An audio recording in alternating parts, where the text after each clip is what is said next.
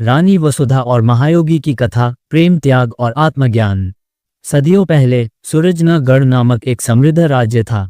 इस राज्य की रानी वसुधा अपनी अनुपम सुंदरता और बुद्धिमत्ता के लिए विख्यात थी। वह राजा विक्रमसेन की पत्नी थी, जो एक महान योद्धा और दूरदर्शी शासक थे। लेकिन निरंतर युद्धों और शासन के कार्यों में व्यस्त रहने के कारण वे अपनी रानी को समय और प्रेम न दे सके। रानी के मन में एक अजीब सा खालीपन था। महल के वैभव और विलासिता के बीच भी उसे आत्मा के किसी अनजाने कोने में एक अधूरी प्यास महसूस होती थी। उसे ऐसा लगता था कि जीवन में कुछ है जो उसे अब तक नहीं मिला, कुछ ऐसा जो आत्मा को सुकून और पूर्णता दे सके। दोस्तों, वीडियो में आगे बढ़ने से पहले आपसे एक छोटा सा निवेदन है। वीडियो को लाइक और जीके यूट्यूबर चैनल को सब्सक्राइब जरूर करें। तो चलिए वीडियो को शुरू करते हैं। उसी समय राज्य के घने वनों में एक महान तपस्वी महायोगी वीरेशानंद का आश्रम था। वे गहन साधना और ध्यान में लीन रहते थे। उनकी सिद्धियों और ब्रह्मज्ञान की ख्याति दूर दूर तक फैली थी। कहा जाता था कि उन्होंने सभी सांसारिक इच्छाओं और मोह माया को त्याग दिया था। एक दिन राजा ने राजमहल में एक विशाल यज्ञ और धर्मसभा का आयोजन किया, जिसमें देश भर के साधु संतों को आमंत्रित किया गया। महायोगी वीरेशानंद भी इस सभा में पधारे। जब वे राजसभा में प्रविष्ट हुए तो उनकी दिव्य आभा और तेजस्विता ने सभी को मोहित कर दिया। उनकी आंखों में ज्ञान की गहराई थी, मुखमंडल पर अद्भुत तेज था और उनका व्यक्तित्व किसी अदृश्य शक्ति से प्रकाशित प्रतीत होता था। रानी वसुधा की दृष्टि जब पहली बार उन पर पड़ी तो उसका मन विचलित हो उठा। यह आकर्षण साधारण नहीं था। यह कोई सांसारिक मोह नहीं था, बल्कि एक गहन जिज्ञासा और अलौकिक आकर्षण था। उसे ऐसा प्रतीत हुआ मानो वो वर्षों से इसी क्षण की प्रतीक्षा कर रही थी। यज्ञ समाप्त होने के बाद रानी ने अपनी दासी के माध्यम से योगी को महल में ठहरने का अनुरोध भेजा। पहले तो महायोगी ने अस्वीकार कर दिया, किंतु जब स्वयं राजा ने आग्रह किया तो वे कुछ दिनों के लिए रुकने को सहमत हो गए। रानी का मन अस्थिर था। उसकी आत्मा में उठते भावों को वह समझ नहीं पा रही थी। क्या ये केवल आकर्षण था?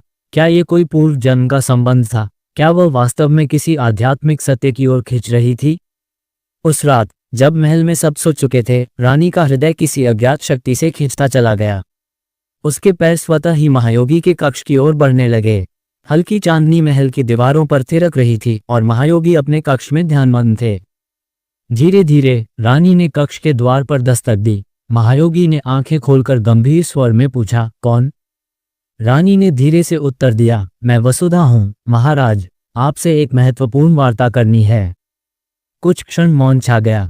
फिर योगी ने द्वार खोल दिया। रानी भीतर आई। दीपक की मंद रोशनी में उसकी गहरी आंखें योगी की ओर देख रही थीं। उसका मन हिलोरे ले रहा था और उसके भीतर एक तूफान उमड़ रहा था। महायोगी ने गंभीर स्वर में कहा, रानी, इस समय यहाँ आना उचित नहीं। आप क्या चाहती हैं? रानी ने कांपते स्वर में कहा, महायोगी, मैं वर्षों से प्रेम की प्यासी हूँ। मेरी आत्मा में एक अज्ञात अग्नि जल रही है, जिसे मैं बुझाना चाहती हूँ। मुझे नहीं पता यह आकर्षण है या कुछ और, लेकिन आपके निकटता में मुझे एक अनोखी शांति का अनुभव होता है। महायोगी कुछ क्षण के लिए मौन रहे।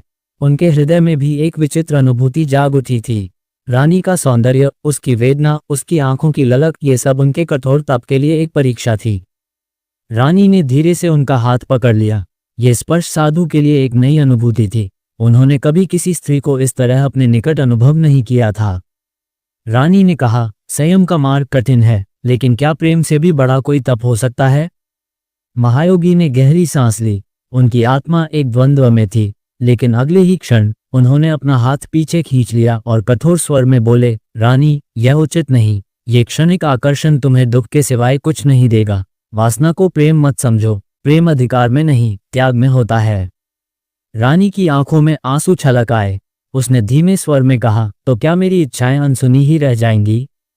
महायोगी ने अपनी आंखें बंद कर ली और गहरे स्वर में बोले, इच्छाएं मन की होती हैं, आत्मा की नहीं। आत्मा की प्यास केवल ईश्वर ही बुझा सकते हैं। रानी चुपचाप पीछे हटी। उसकी आंखों में एक नई समझ जाग उठी थी। वह धीरे धीरे कक्ष से बाहर चली गई। उस रात रानी बहुत रोई, लेकिन जब अगली सुबह सूरज उगा तो उसने स्वयं को बदला हुआ महसूस किया। उसे समझ आ गया था कि वासना क्षणिक होती है, लेकिन प्रेम त्याग और सम्मान से पूर्ण होता है। महायोगी ने अपने तप को और कठोर कर लिया और कुछ ही दिनों में महल छोड़कर पुनः जंगल की ओर प्रस्थान कर गए।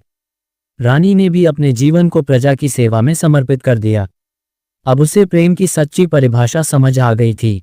ये कथा हमें ये सिखाती है कि आकर्षण और वासना क्षणिक होती है, लेकिन त्याग, संयम और सच्चा प्रेम आत्मा को शुद्ध करता है। प्रेम अधिकार पाने में नहीं, बल्कि आत्मा की उन्नति में है। जब हम अपनी इच्छाओं के पार जाकर प्रेम को समझते हैं, तब हमें सच्चा आत्मज्ञान प्राप्त